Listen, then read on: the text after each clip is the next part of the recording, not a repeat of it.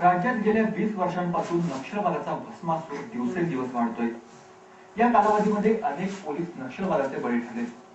मात्र या शहीद पोलिसांच्या कुटुंबियांची परवड सरकारच्या अनेक प्रयत्नानंतरही थांबलेली नाही।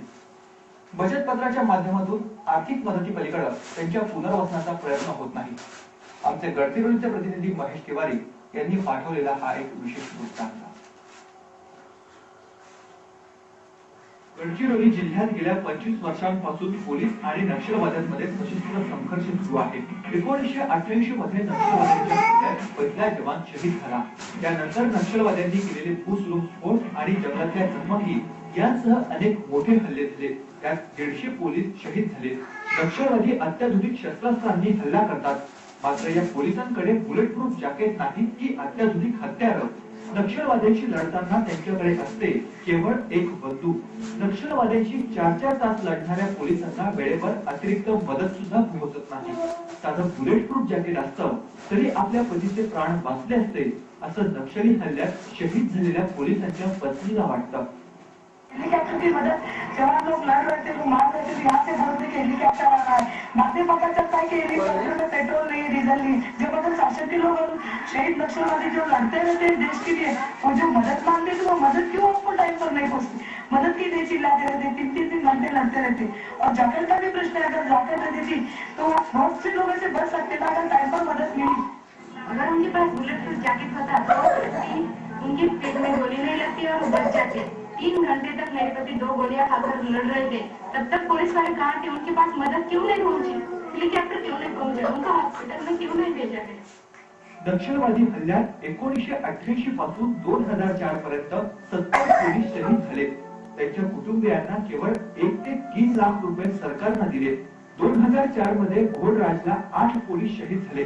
त्यानंतर त्यांच्या कुटुंबियांना देण्यात येणाऱ्या रकमेत गृहमंत्री आर पाटील यांनी वाढ केली। सध्या शहीद पोलिसांना सरकार त्यांच्या पदानुसार 20 ते 40 लाख रुपये देते, मात्र ही रक्कम ठेव योजनेत असते। बचत पत्रावर मिळणाऱ्या व्याजावर शहीदांच्या कुटुंबियांना जगावं लागतं। त्यातील उदरनिर्वाह, मुलांचं शिक्षण, कुटुंबातल्या सदस्यांच्या आजारीपणाचा खर्चही भागू शकत नाही। शहीदांच्या कुटुंबियांना इतर कुठलंही उत्पन्नाचं साधन नाही, त्यांना राहायला घर सुद्धा नाही।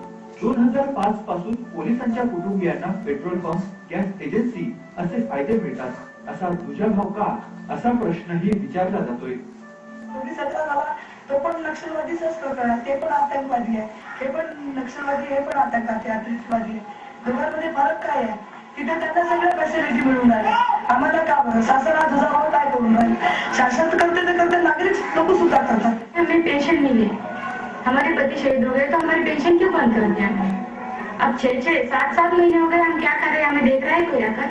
हमारा जो प्रस्ताव मंत्रालय में निलंबित रखा है, कितने दिनों तक अब तक हमें पेंशन नहीं देंगे? और जो हमें सरकार ने मदद दी है वो हम अभी खाएंगे तो हमारे बच्चे फ्यूचर के लिए क्या बचा कर रखेंगे? नक्षली हल्ल्यात बळी पडणाऱ्या पोलिसांच्या कुटुंबियांना अनुकंपा तत्वावर नोकरीचं धोरण आहे, मात्र त्यात क्रमवारीनुसार संधी मिळते आणि त्यासाठी खूप वेळही लागतो। नक्षली हल्ल्यात गेल्या वर्षभरात 52 पोलीस ठार झाले। त्यात बळी पडणारे अनेक जण तरुण होते, अनेकांचं तर नुकतंच लग्न झालं होतं, अनेकांच्या पत्नीही गर्भवती होत्या। त्यांची कुटुंब आता उघड्यावर असून पोलीस प्रशासन मात्र गृह खात्याकडे त्यांच्या पुनर्वसनाचा अहवाल पाठवल्याचा दावा करतंय। 1992 पासून आतापर्यंत एवढे कांड झाले, सरकार आमच्या गडचिरोली जिल्ह्यात काहीच लक्ष देत नाही। बाकी मुंबई सारख्या लोकांना झालं तर त्यांना सर्व घर दार, पेट्रोल पंप, एजन्सी त्यांना देतात, आम्हाला का नाही? आमच्या मुलांना नोकरी म्हटलं जो 18 माझा मुलगा आता 18 वर्षाचा झाला, त्यांना पोलीस मध्येच का भरती करा, दुसऱ्या खात्यामध्ये का नाही? आमचा वडील मेला म्हणून आमचा मुलगा पण मरावा का?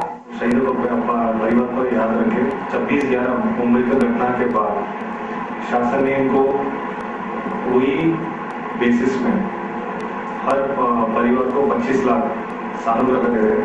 हर परिवार को पर स्क्वायर फीट, उनको कितना स्क्वायर फीट एलिजिबल है वो हिसाब से पर स्क्वायर फीट 3000 रुपए तक देने के लिए इन्होंने वादा किया है। उसके बारे में हमने पूरा कम्युनिकेशन कर दिया है।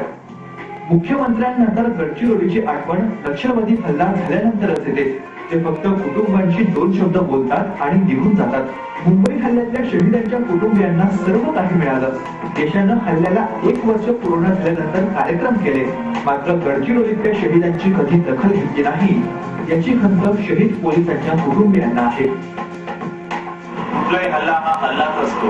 फक्त मुंबईत झालेला दहशतवादी हल्ला असो किंवा लाहेरीच्या जंगलात झालेला नक्षलवाद्यांचा हल्ला असो, यात बळी जातो तो पोलिसांचा. त्यामुळे शहीद पोलिसांच्या कुटुंबियांना न्याय देताना सरकारनं समान धोरण ठरवणं आवश्यक आहे.